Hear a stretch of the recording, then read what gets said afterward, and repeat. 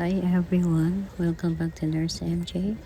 If you're a nursing student, PNL reviewee or gusto mo lang maintindihan kung paano umiikot ang dugo sa puso, this video is for you. Let's make anatomy simple and easy to remember. So dito, ipapakita natin kung paano magpo-flow ang blood through the heart. So meron tayong apat na chamber ng heart.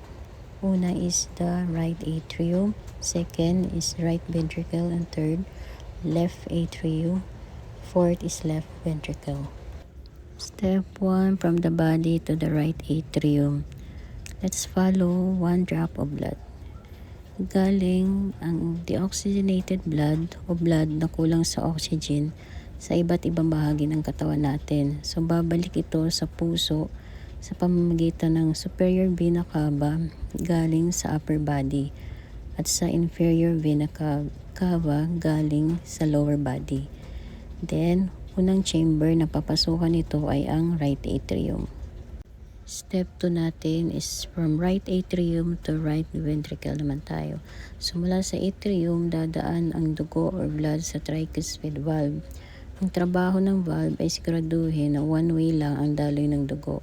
Pagkatapos nito, papasok ang dugo sa right ventricle.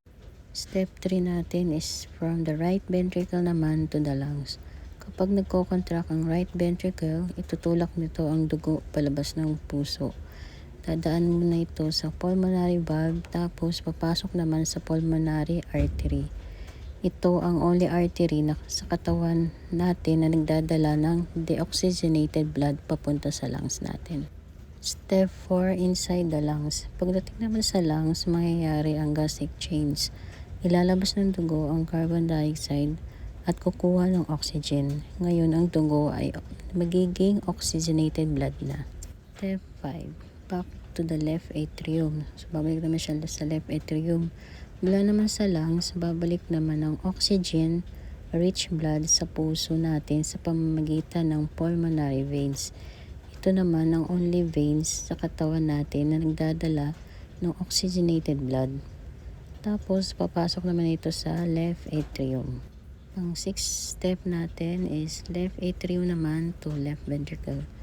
From the left atrium naman is dadaan ang dugo sa mitral valve o bicuspid valve. Pagkatapos nito, papunta naman ito sa left ventricle. Step 7 naman tayo, from left ventricle to the whole body naman. Ang left ventricle ay pinakamakapal at pinakamalakas na chamber ng puso natin. Kapag nag-contract ito, itutulak nito ang oxygen-rich blood sa aortic valve papunta sa aorta. Mula sa aorta naman, dadalo yung blood natin sa buong katawan para maghatid ng oxygen at nutrients.